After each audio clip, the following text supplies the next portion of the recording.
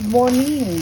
Ayan, nagluluto ako ng, hindi ko alam kung ano to, kung sinangag to o ano, kasi may nagbigay sa akin ito galing sa India. Ayan, hindi ko malaman kung rice siya o potato, dahil hindi ko malaman. First time this is one. And then, ang ginawa ko, nilagyan ko ng tubig, itong kawali. Nilagyan ko ng kalahating basong tubig. Tapos nilagyan ko siya ng kalahati nito. Yan. Ngayon, pagka inano ko siya. Tawag niyan. Inano ko siya, binisa-bisa ko ng ganyan. Pagkatapos, sinama ko yung ginawa kong minudo. Ayan, sinama ko yung ginawa kong minudo. Tapos ilagyan ko ng konting mantika lang. Ayan, paano siyang sinangag na hindi ko maintindihan? Poha. Anong ibig sabihin ng poha? Ay yung mga India, turuan niyo ako poha. Ngayon, pagkaano niya, nagbati ako ng isang itlog. Nilagyan ko ng konting asin at saka konting mantika yung itlog. Tapos, inikot sa dyan na inano ko. Pinalibot ko. Ayan.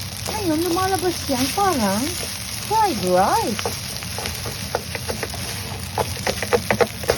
Hindi ba ito yung nilalagay ng tubig kapag rice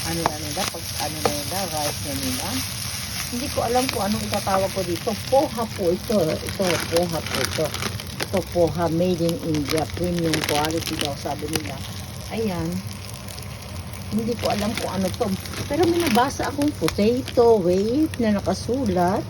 Proud for any feedback o suggestion. Yan, nakasulat yan. Hey, this is my Pilipina po ako Hindi po ako Japonesa. Kung Pilipina ako, may nagbigay na friend ko na Japanese, nagtatrabaho dyan sa Sri Lanka. Yan, dinala niya sa akin yan. Hindi niya rin kasi alam, di naman nagluluto. Ayan po. Para siyang fried rice na siya. Dahil hinaluan ko siya ng minudo na may baboy, na may gulay. O, pinapakinabangan ko. Taste lang ako ng taste. Taste lang. Kanin nga po siya. Kanin.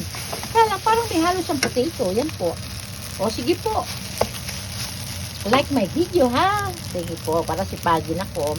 Ito naman po ang ang chimaki ko. Yan. Yung glutinous, malakit. Glutinous rice with